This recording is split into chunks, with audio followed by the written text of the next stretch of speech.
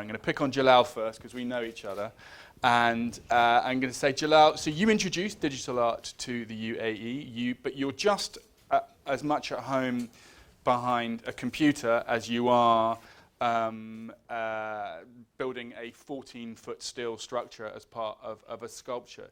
Do you, when you are talking or thinking about your art, do you sort of divide it into two sections, one that is technological and inspired by science and that part of the world, and the other which is more conventional art, or is it just art homogeneously?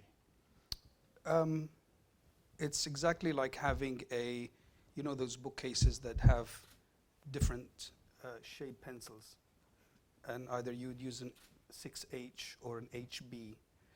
That's the way I look at it when I do the work. I don't look at, now is the part that I do it, this part I'll do in the computer, this part I'll do in metal, and whatever. I look at the work as a whole, and if it takes metal or digital paint or whatever, that's how I look at it. So you don't set out in advance with a sort of style or a genre in mind. It's just whatever is in your head, and then you decide what tools to use. Yeah, I just look at them as tools, regardless of whether it is digital art or if it's wood or metal. These are all tools that an artist uses. Bill, as a sound artist, by definition, you require more interaction with science and technology than perhaps a conventional artist. Am I right in saying that without science, your work would have difficulty existing? Well, I mean, I require a lot of technology to realize my ideas, but the most important technology in my work is in here, is the space between these ears, and how the act of listening, how my act of listening is a way of making music. And when I don't have technology with me, I can pretend to make recordings. Okay, Ariane, we heard how you've set up the artist residency, which I understand you call it a laboratory of the imagination. What's your goal by putting an artist in residence in something so, on the face of it, so far from art? Something in the world of nuclear is about as, one talks about nuclear physicists and brain surgeons of people being at the very top of the science game. Why bring art into it?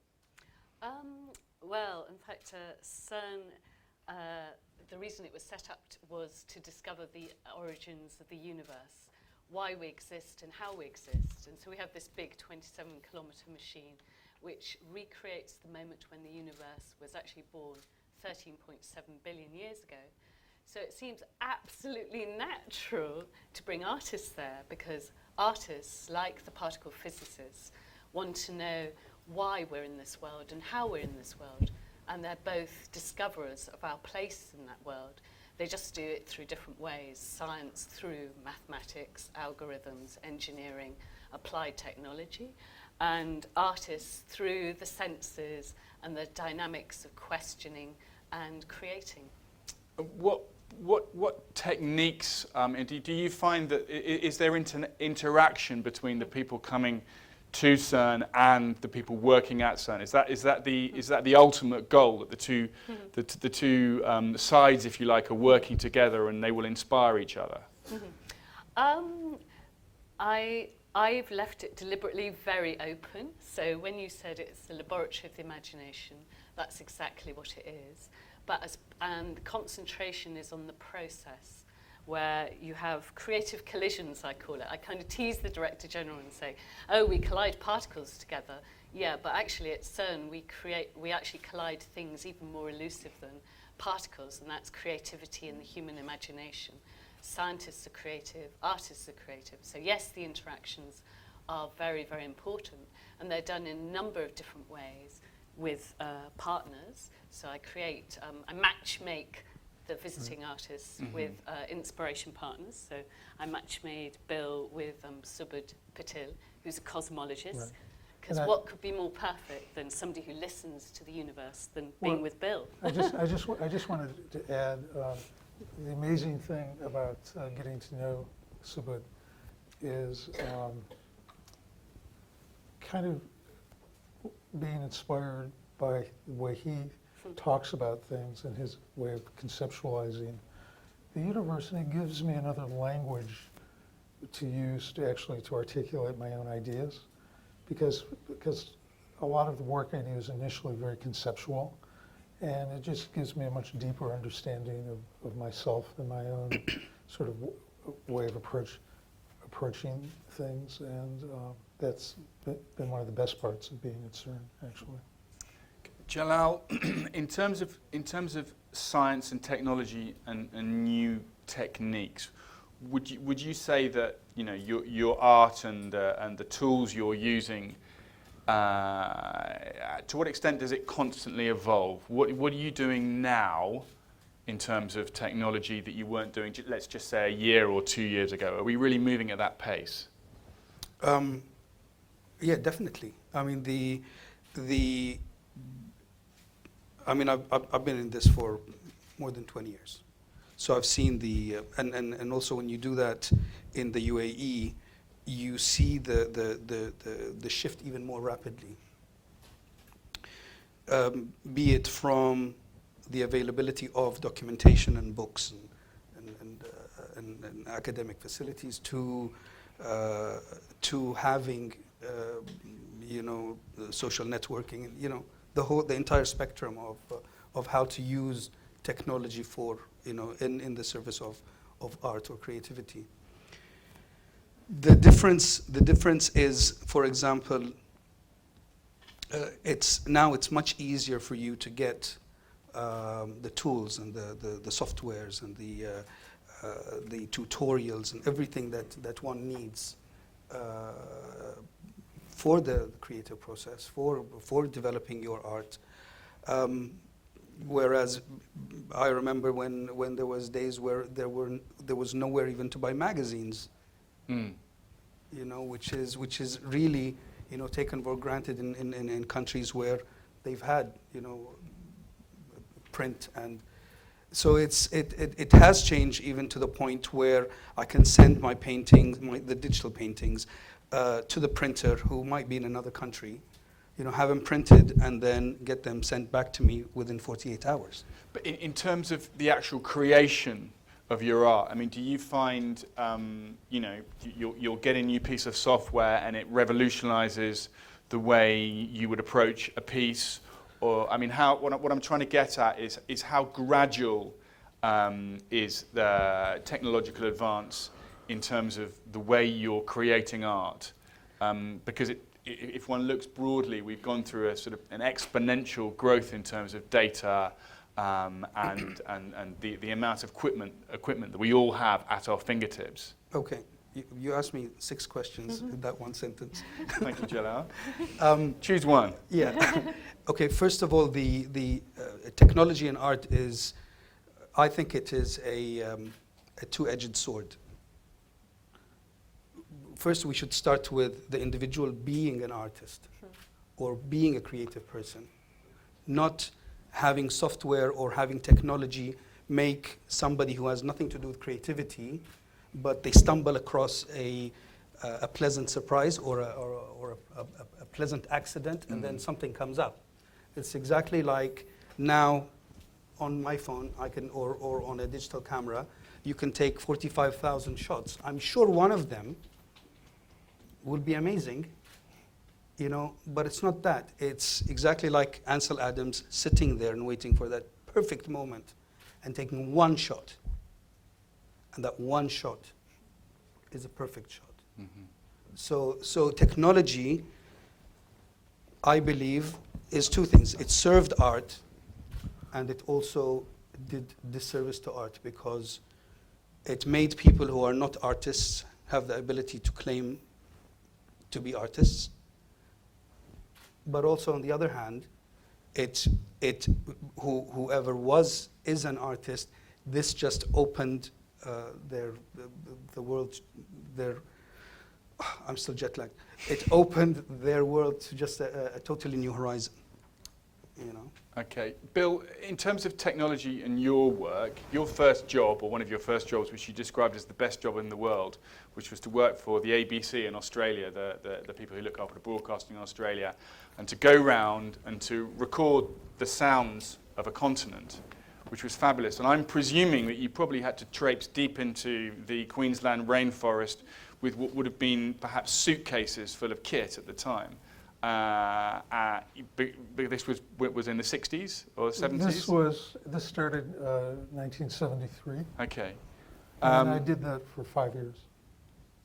How has the equipment changed, made it easier for you? I'm doing my classic thing of asking 6 questions at once. So I'll just try and limit it to compare what you had then with what you have now, and how your ambition can be reflected in that. Well, I think I started out with a kind of basic set of assumptions as an artist, which was really that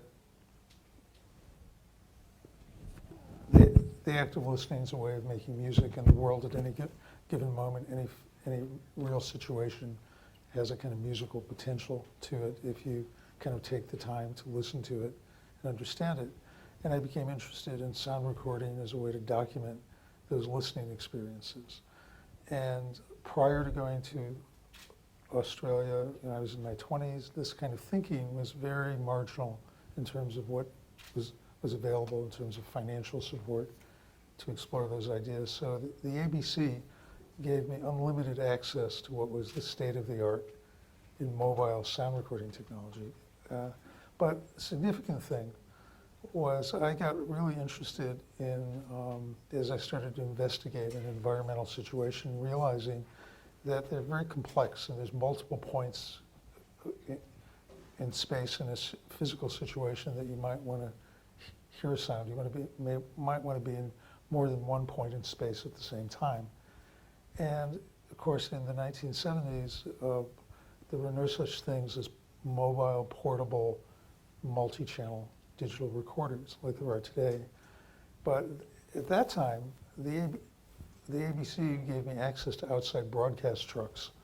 So I could have an analog 16-channel recorder in a truck that I could, say I want to go to such and such a place and have microphones and cables and set up this multi-channel recording in an environment. And today I have an over-the-shoulder 8-channel hard disk recorder. But the basic way of using the technology and thinking about the world isn't really that different as much as my understanding of it is different, because I've been doing it for such a long time. But one of those early recordings made from one of those trucks is actually in the exhibition in the Emirates Palace. So, which opens tomorrow. I think it opens Friday. I beg your pardon. Okay. And I think we've sort of established, Ariane, I just wanted to clarify, you getting the same thing from the artist that you're dealing with, that we're saying that we can conclude that the art's in the head of the artist, the technology is just the tool and the enabler. Yet, do you get the sense that that the technology enables the artist to be more ambitious with what they're doing? Are you finding that more and more over the course of time, as technology and science expands apace in its potential, that artists are coming up with grander, more technologically inspired work? It's as Jalal said, the technology is a tool, and as Bill said, it's a tool, and it's also a means of distribution across the world. But the artistic practice is always absolutely extraordinary, and always goes beyond paradigms. I mean, that's what artists do. They go beyond paradigms. And science is a source of interest for artists because of the ideas. So, for example, if I said to you, a particle physicist would look at that table and say, that's 95% full of holes. Can't you see it? And the minute you say that, that's a real beautiful idea for an artist to then spring off from, because it's all about challenging perceptions, which is exactly what artists do. So science, particularly at the moment, is becoming even more kind of a fuel for artists, just because the ideas are very, very challenging and are increasing our knowledge of the world. So that's what I would say. Yeah. Okay. Moving on slightly, I want to ask you, Jalal, how you find the use of technology in art is perceived by the public. Because whilst as an artist you're creating something, but you still have to eat every day. You want people to consume your art and enjoy your art. Do you feel that over the course of time the audience is far more open to more abstract, science-driven, technological-driven art? It is. It's the world is accepting non-traditional art much more now than they used to. Digital art went through the same steps that digital art went through the same steps that watercolors went through, that airbrushing went through, in the forms of not being accepted as a true form of art. But now, because of how we are being introduced to technology, the time it takes to accept new things has shrunk, and in the entire world. Now, in the Arab or in the Emirati world, it's even it's art in whatever form it was not accepted, was not understood, was not respected or accepted or anything. So the from being in the days of proving no, this is real art, to now where people are spending. I've sold some digital paintings for more than 100,000 dirhams. So this shows how the people are changing. So and even in the States, it's not as easy. You can sell the same size painting. If it's oils, you will sell it maybe 5 to 7 times more expensive than if it were a digital painting. Mm. Would you say that it's remarkable that Emirati culture, it's a very high-speed techno culture? Would you say that the Emiratis are, compared to the rest of the art-buying world, far more, that they don't see the same divisions that we've been talking about? Well, it's a totally different creature altogether. It's I'm not the reason people buy art, but this is a totally different talk. But the reason people buy art in the UAE versus even the difference between buying art in Abu Dhabi and Dubai is big. So I can't go into that because it'll just take forever. But what I'm saying is acceptance. The way that we are introduced to technology has made acceptance much easier.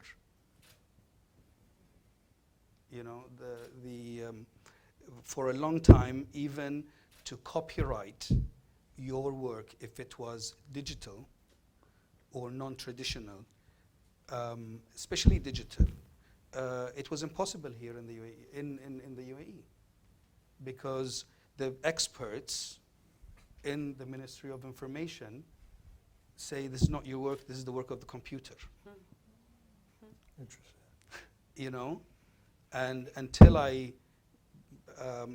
once I saw, this was during the times that I was in Abu Dhabi television, and Sheikh Abdullah was there, and I go, I'm not supposed to listen to anything you write. And he stopped. The people with me thought that I was crazy because I was going to be thrown in jail. And he stopped and he laughed. He goes, why? And I go, because you wrote it on the computer. He goes, okay, is there a story behind this? And I go, yeah, because I went, this is when he was the Minister of Information and Culture. And I go, because I went there to copyright my paintings, and the people you put there said that I can't copyright it because it was done on the computer. And things changed. That's great. Bill, how about the public perception or the art world's perception for your art, and how have you found it change, and have you found it easier to get commissions and to exhibit in the last 20 or 30 years? 40 years. Okay. It's a long journey, and on the one hand, I think my work in a medium called sound sculpture has always kind of been on the shadow of the art world. It's never really been a medium that's been accepted in the mainstream of the art world. On the other hand, I've been very lucky, and I've been able to do projects in some major museums, and I don't know. I mean, I've had the chance to do things in some extraordinary circumstances, and this moment in time is really pretty interesting for me, because I feel like there's a growing interest in general in the medium of sound now, and I have the benefit of having done this for a long time, and there's a lot of people interested in my history and what I do, and I feel like I'm at the beginning of my career now. Wow. Ariane, it's organisations such as yourselves who are helping promote the perhaps the more left field or non-conventional, non-traditional artists. Do you think that it's the corporate world that is required to help promote this interaction between the two? Because as we've said, not all art galleries or art lovers or people who enjoy art would necessarily lean towards technologically inspired art. Do you think? How much responsibility is there on organisations such as yourself, your own, to drive the interaction between the two worlds? Okay, so CERN is a publicly funded laboratory. It's funded by the 21 European governments. And why it's so perfect, really, to promote different ways of bringing artists together and then actually creating new different interactions is because it's all about fundamental research. The laboratory exists not to make applied technology or to have a result or an outcome. It literally exists for fundamental knowledge. And for me, that's why it's so perfect, because artists are fundamental knowledge makers too, as I said. So I feel it's the duty of anybody who's creative and loves artists and loves scientists, loves ideas, to really promote in our very product-driven world, where literally artists don't have time now because they're driven by production deadlines, by funding, because they're scrabbling around unless they've really achieved something. But certainly I kind of feel personally a mission to make sure that artists have the time and space to explore, discover, do the fundamental research which scientists do, and actually have time to reflect on their career, and also, most importantly, go out of their depth. Because only through going out of your depth do you become creative. When you're actually flung out of your depth. I mean, if you think about it, when you learn to walk as a child, you do it by falling over and not knowing where the ground is beneath your feet. And there should be times in your life as an artist where you do that as well, and that will take you further. Do you think that the organisations providing the funding for artists, because it is difficult to be a full-time artist, especially in a non-conventional area, do you think that, notwithstanding your own organisation, that in general the organisations are ambitious enough and give artists a free enough rein to create, or do you think that that they hold them back sometimes? I think, as I said earlier, we've become too product outcome orientated, and so very deliberately, I said with the CERN Artists Programme, there's going to be no outcome, and there's going to be no product, and that's a deliberate political provocation, because I think we've lost trust in artists in our society, but an artist lives to create and make. That's why an artist exists. I also believe very strongly that a work of art takes as long as it takes. It doesn't take 3 months of a residency. It could take however long it takes, 30 years, for example, 3 years, 3 days, who knows how long it takes. So I think those things are really, really important to realise. And I kind of do that very provocatively. And it's been interesting because my first 2 artists, one was a visual artist, the other was a choreographer. A year later, they created something together, which won a big international prize and is now on an international tour. And I say to CERN, look, so I said to you nothing was going to come out of this residency, and I did that deliberately. And I have to say CERN was brilliant in accepting that, because most science organisations, let alone arts organisations, don't accept that. And we don't have enough space within arts organisations, within our public systems, where artists can actually play and discover and explore the unknown. And I think that's really important, because an artist will create something. Yeah. Jalal, when you're getting commissions, are you finding that they are too outcome oriented? I mean, I'm sure you knowing you as I do, you put up a pretty decent fight in terms of determining that you will deliver what you want to deliver, what's inside your head. But do you find yourself limited in terms of your interaction between art and technology and what you want to produce by what someone is asking you to do? Yes and no. Yes, there's always artwork that I feel that if I was able to get my hands on this or this or this, that I can execute this certain work of art. For commissions, it's different. For commissions, all of my commissions are in the UAE. So the imagination of the person who commissions is normally limited by whatever they are used to. I hope none of my customers are hearing this. But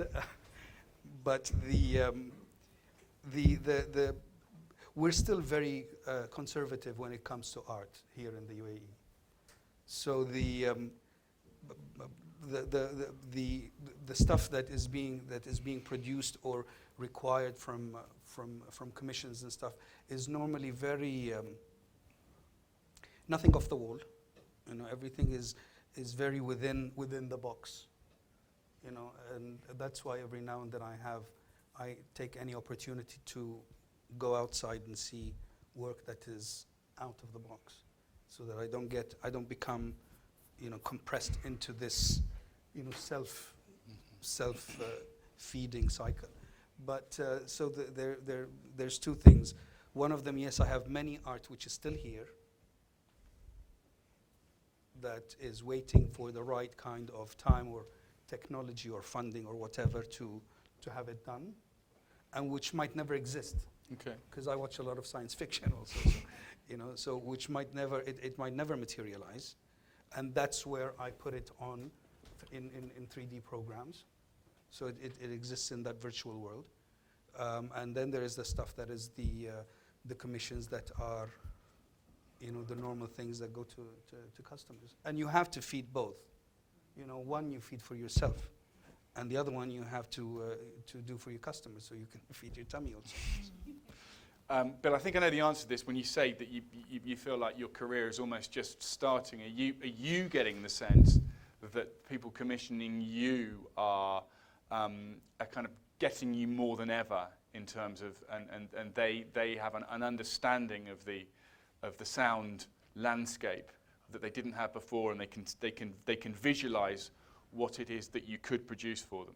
Well, I think so. I think there's, especially in younger generations of museum curators and arts administrators, there's a kind of openness to this kind of work. And I wanted to say the invitation to come to Abu Dhabi was really great, because I didn't have to give them a proposal for an idea. You know, I was allowed to come here and be inspired by the place and sort of find something interesting to do. And you know, what I found, I was really drawn to the desert, because the desert was here long before all this development and all this. And I was curious to find if there was any kind of sound secretly, magically living in the desert. I was sure that there would be. And I used the tools of science to find it. I used a kind of sound sensor called an accelerometer, which measures how sound lives in the material world. And we made a field trip into a desert a couple of hours outside of Abu Dhabi and buried a couple of these sensors in the sand dunes. And what do you think I found?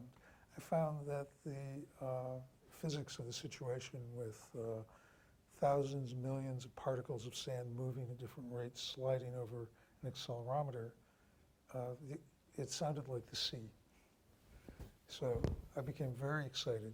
And so the project that I'm showing in the Emirates Palace Gallery, the commission is a sound and video piece with multi-channel recording of multiple accelerometers in the sand dunes and video cameras gazing at particles of sand moving.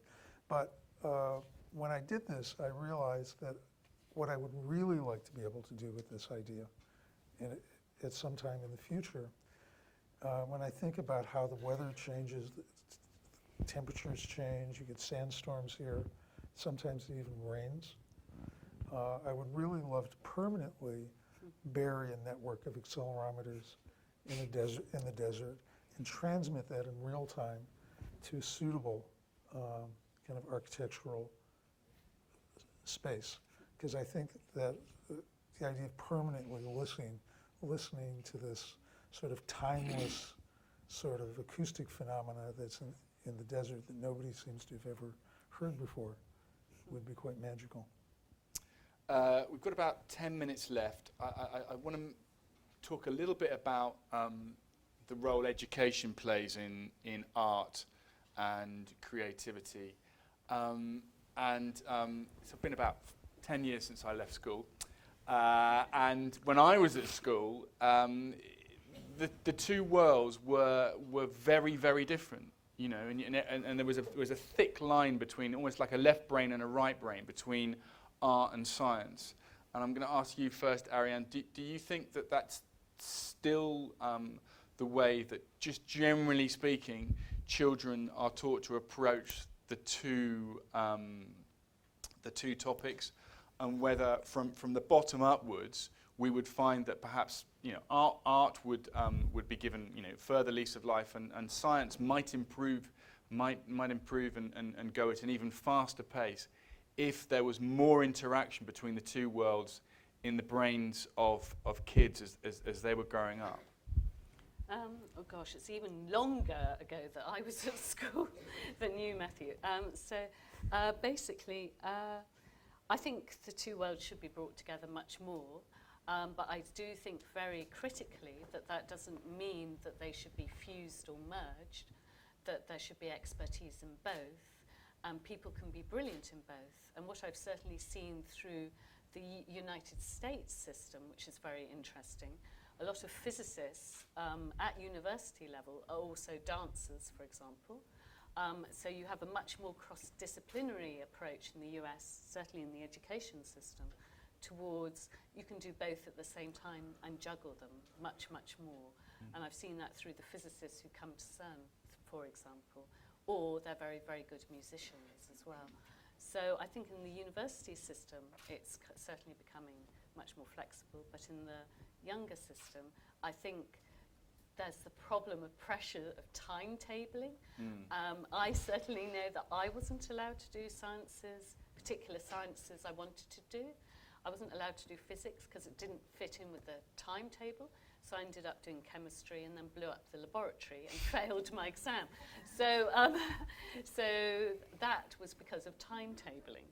And I think there is that also, that other issue, and you have to think about that. Jalal, when you were growing up, art and being an artist wasn't really an accepted profession. So I'm imagining at school you probably weren't given as free a rein as you would have liked. Do you think that art and creativity is being encouraged far more than ever before, but B, that there is an interaction, or is there still that big thick line between the two sides? Well, my answer needs background music. Soft and sad violin music. Someone tune in Abu Dhabi Classic FM quickly. The idea of art as a career or as a real job it was out of the question. But now if you take the education as far as the arts go,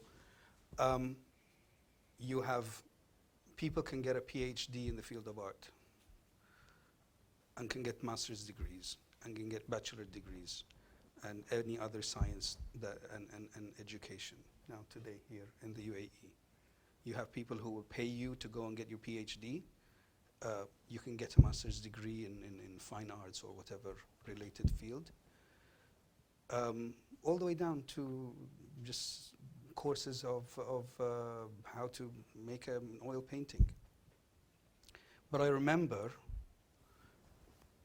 when in the higher colleges of technology, this was, I think, when Trina was still here, when they told me to come in and speak to the students because of this new field.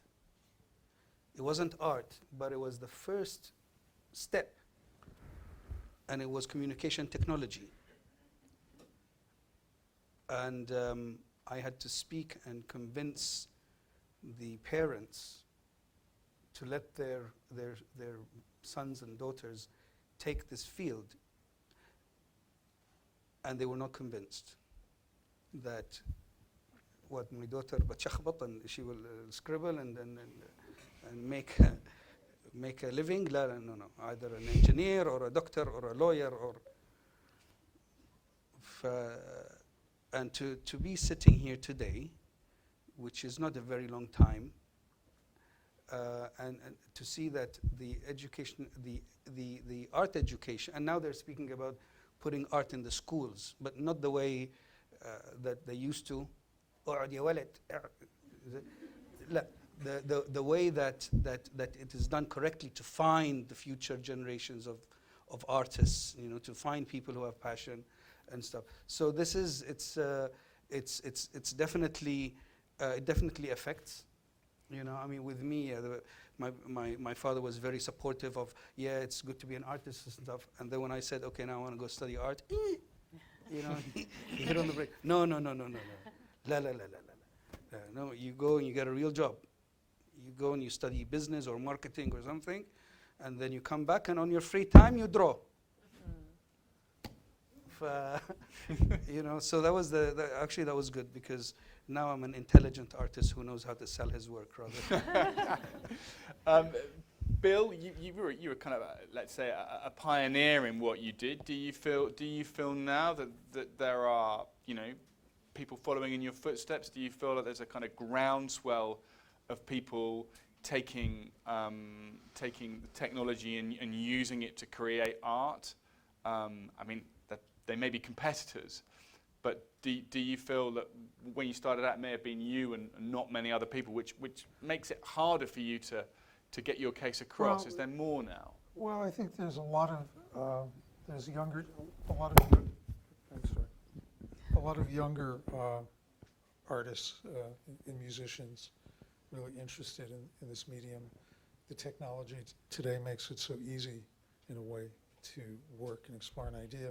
But something I wanted to say about my own education was in 1968, I left Cleveland, where I grew up, where I was going to a music conservatory. And I was interested in the idea of how the act of listening was a way of making music, and they thought I was kind of nuts in this music conservatory. And I went to New York, and a man by the name of John Cage was teaching a course called Experimental Music Composition. And he took me seriously.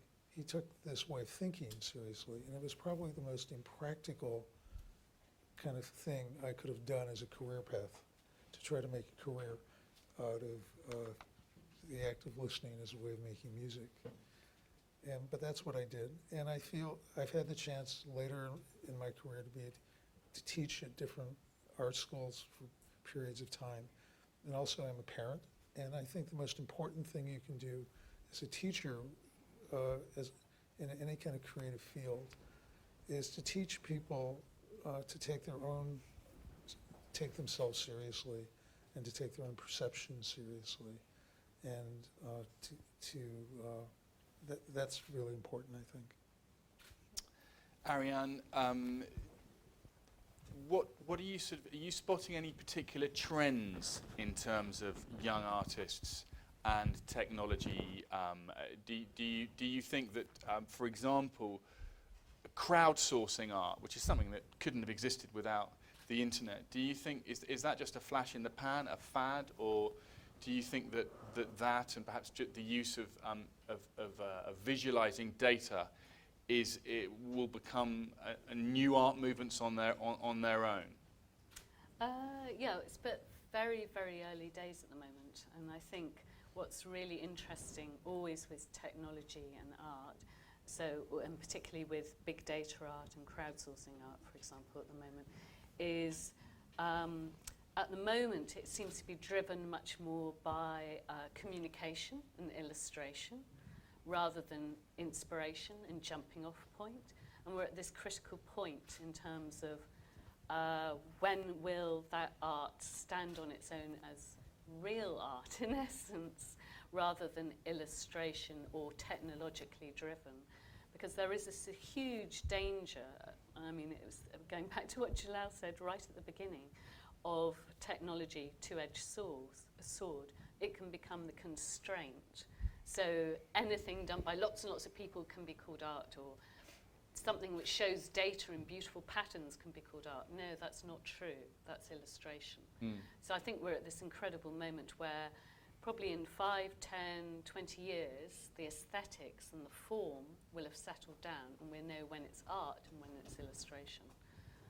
But what I'm seeing, which is really interesting, is the interactivity between the real human body and the digital. So, for example, the People's Republic of China, Taiwan, is really leading the field, and it uses very much dance and choreography with digital interactions, and it's using that also as a political tool and taking it forward outside its own country and saying, look, this is technological change, this is artistic practice, here's the world, here's the work we do. And I think the whole interaction between the human body and the digital is something which is really emerging at the moment. Fantastic. Right. Well, it's top of the hour, as we say. Shall we open it to the floor? Who has a question for our panel this afternoon? We've covered a variety of areas, mostly on topic, I'd like to think. We've got a couple of microphones, and all we need is one hand in the air, and we can get the ball rolling. There we are, over here. Hang on a sec, we'll just get the mic to you.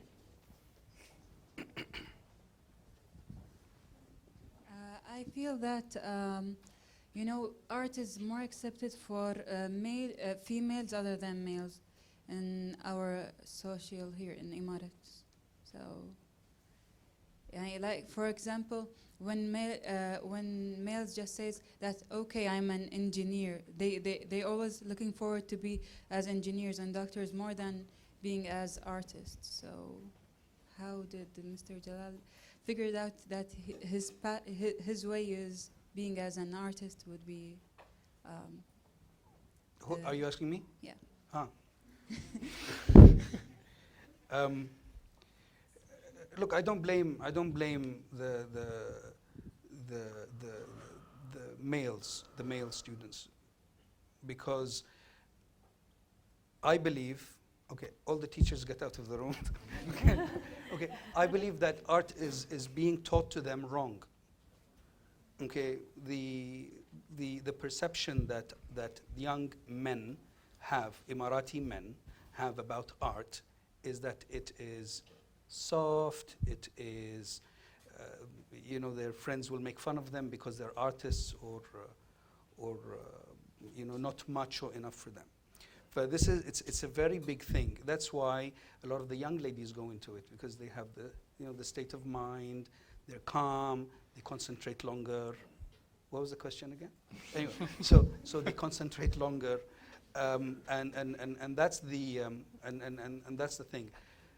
If you want more Emirati men to enter the Emirati art scene, you have to make art for Emirati men more appealing.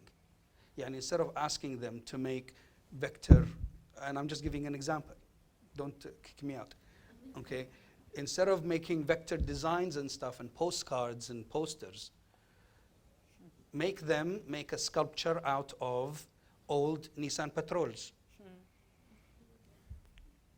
Okay? Instead of teaching them digital art and graphic design, teach them welding and drilling and tools. Something that their friends won't make fun of them. My hands are not soft. I'm still shaking from the welding machine. No medication. Anyway, but this is the thing. That's why there's more young women in the field than men. Can I also add something? Sorry, because I think, I'm terrified of the mic.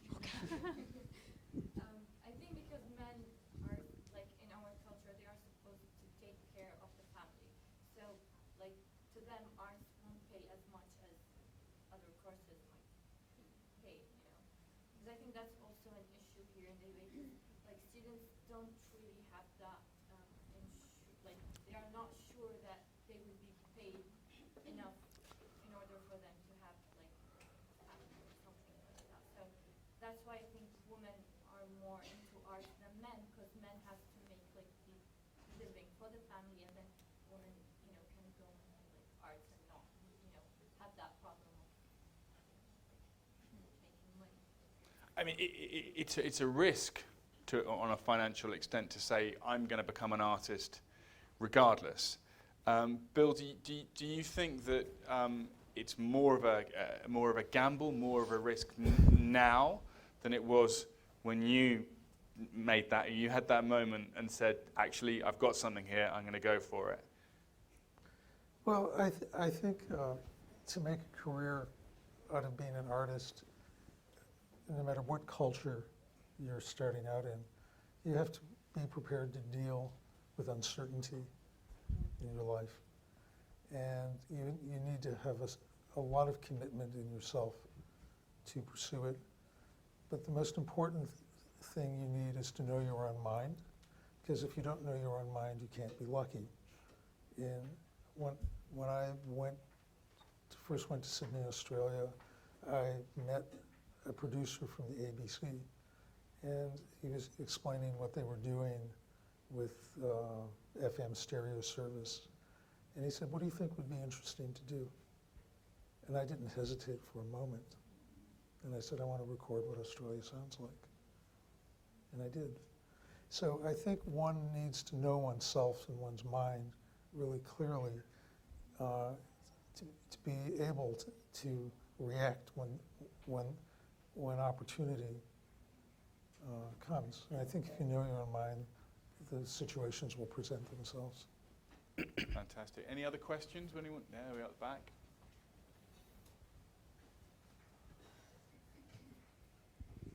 I have one question for Mr. Jalal. If you were to convince the parents of a child to enter art, what would you say in the Emirati society?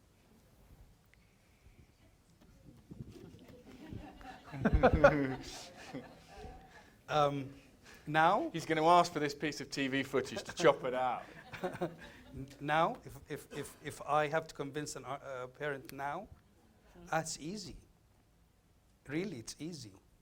It was much harder back then when there was nothing. You know, because our world here in especially in Abu Dhabi has changed since 2006. Do we all know why? Naimeen? Exactly, because of the launching of when they announced, you know, the cultural district and the Louvre and the Guggenheim. You know, then everything changed. Of course, now it's easy, okay, because you can come here and study fine art. You can go to the Sorbonne. You can get funding to get your master's or your PhD. Okay, and now everybody wants either a graphic designer or is commissioning art or Sheikh Zayed paintings or sculptures. You have Art Abu Dhabi, you have Art Dubai. You know, you have design days. You have fashion, which is a big thing. Now it's easy. Now being a creative young Emirati is much easier than it was when they first introduced communication technology. For now, I won't need to convince too many people because there's living examples. There's living proof. You know, there are things to say. Look, this person just graduated, got a job, is making 35,000 dirhams. This one just got 27,000 dirhams. You know, these are entry-level salaries for young kids fresh out of college. So it's now it's easy. Now I'm just sitting down. It's not like before. Before it was a lot of, you know, you're selling. It's like trying to sell insurance. You know, you're selling something that doesn't exist, with no track record, with no proof, with no success stories.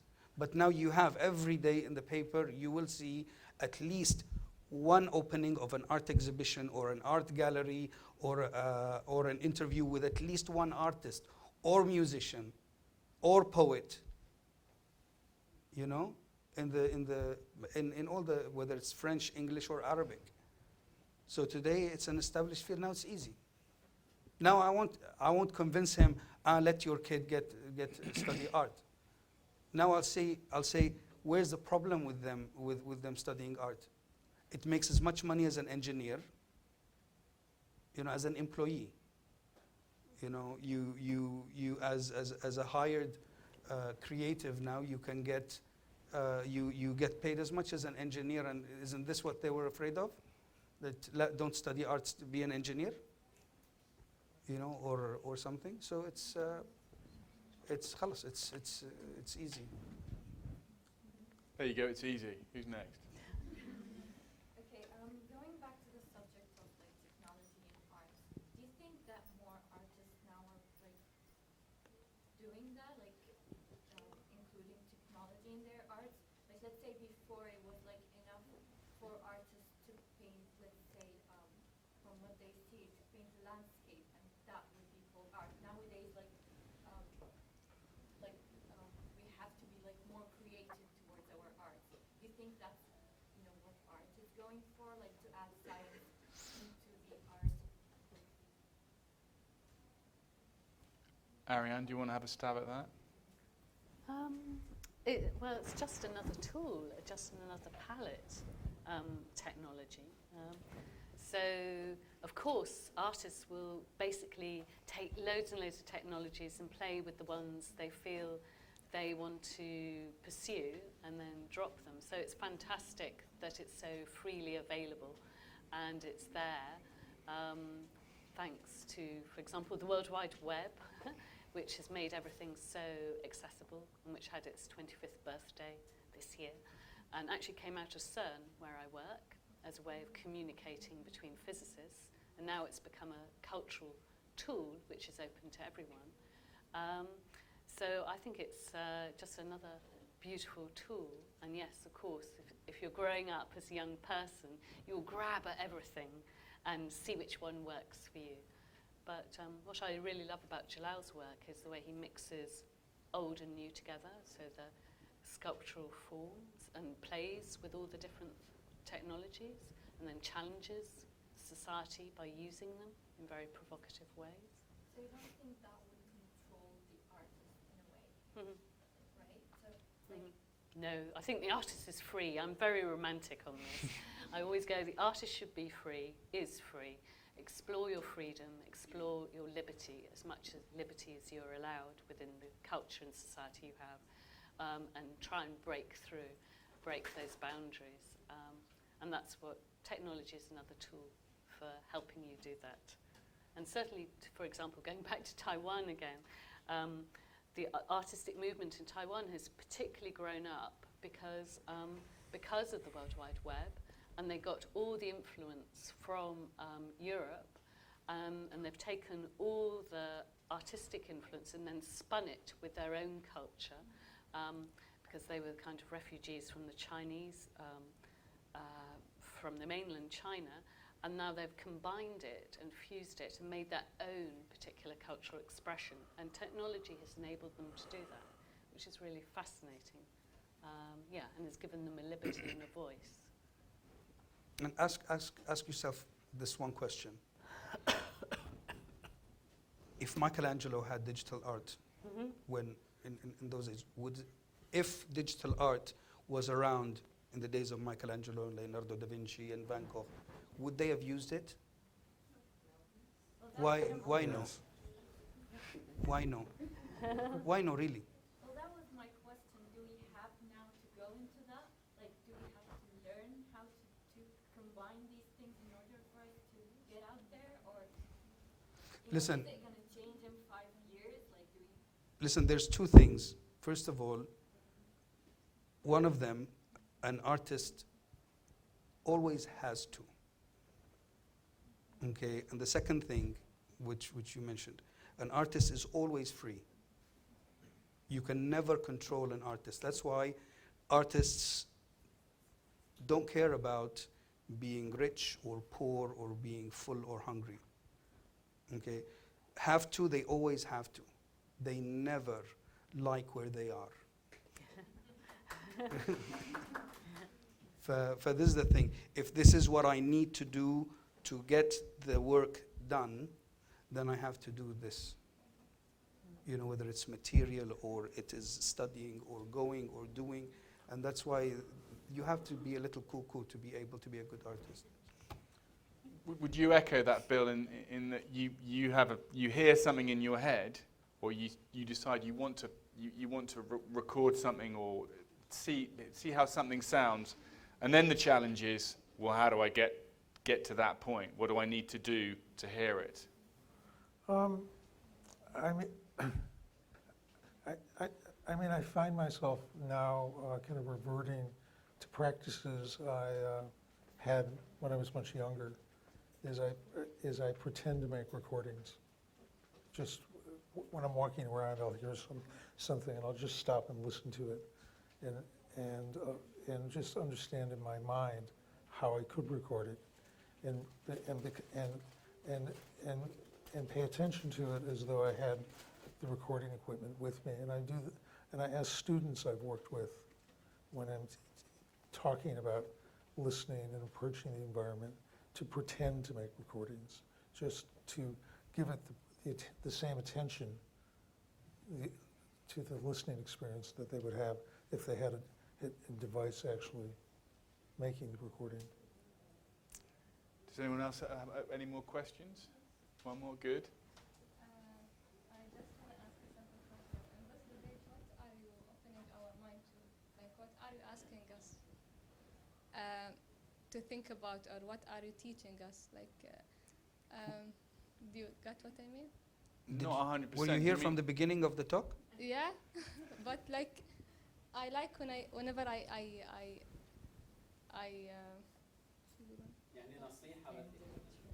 attend a lecture, I like to take some. Like one final message. Yeah.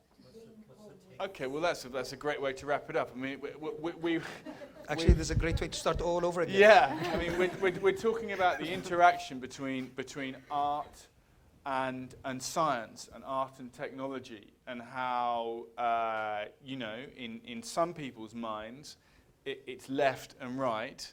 In other people's minds, they're completely together, and how the world of art influences science, and how the world of science influences art, the other way around, and how the two together can perform you know, what's the expression? They're more than the sum of their parts. That the 1 + 1 is actually 3. Am I right there? That's me answering, and I'm not an artist, so. It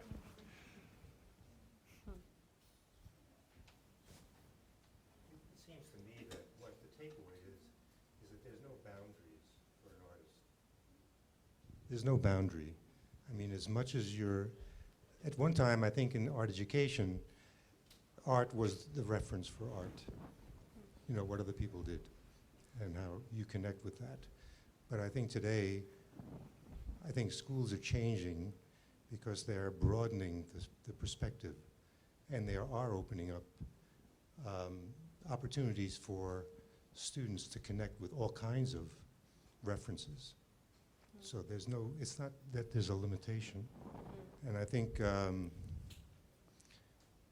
artists have to have antenna up to kind of receive and to take in and not have preconceived ideas. If the whole idea of learning and discovering, having a creative process of discovery, no matter where it leads you. You know, I think that's an important component of what you're saying here. You're talking about it specifically related to technology and art, but it's really broader than that. It goes in much broader areas. There's no limitation. I think it's all about the human imagination. And I think there's nothing more exceptional than the expression of the human imagination. And if you look, for example, at the fact in science fiction has always been talking about multiverses and other universes existing at the same time as us. And only yesterday, or was it Monday, it was discovered that they saw gravitational waves, science saw gravitational waves. And that has big implications to say there are other universes out there. And I think human imagination goes beyond knowledge, absolutely goes beyond our senses, because it's intuitive, instinctual, and it's not constrained. And I think we have a great duty in society to preserve that, because through imagination comes liberty and freedom. And also what Ariane mentioned in the beginning is now before art was art and technology was technology and engineering was engineering and farming was farming and the medical field was the medical field. But now it's all merging into one thing. For art now is not only to do art as such, but now you can find an artist who will take an X-ray, the medical field, and then they would scan it, and then they would mold it, and then they would create something out of it as a piece of art. So you see, this is where now all the fields, eventually, all the fields are merging into one.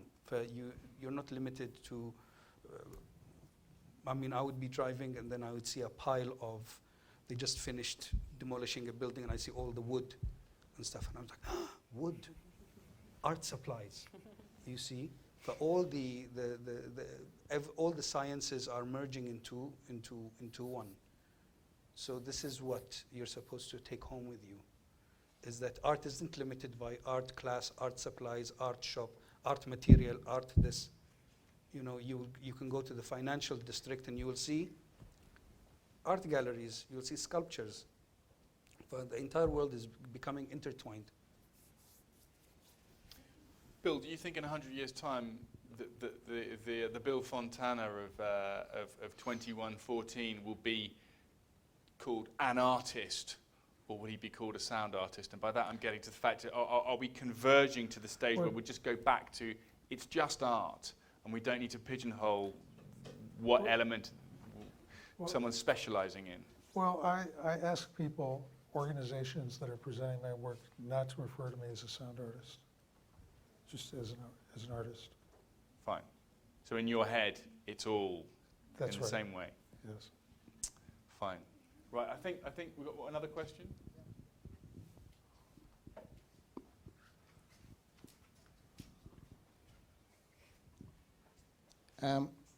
I studied in university philosophy. My specification was philosophy, and I have my degree in philosophy. On the first pages of that we learned in philosophy, that there are some big specification between art and science. They were teaching us, different types of philosophy: philosophy of science, philosophy of art, philosophy of religion, and philosophy of language, and so on. So, but when we come to art and science, there were very big specification between them. There is a proverb of like saying that we learned that art is I, science is we. So if you want to come up with a new saying that could include all them together and integrated and working with each other, what is the word which we can say? Us.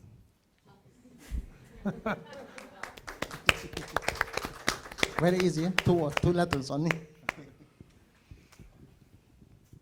Any further questions? Okay, right, I'm going to wrap it up. Our thanks to Zayed University for hosting us, to Bill Fontana, to Ariane, Koek, and to Jalal Luqman. Thank you very much.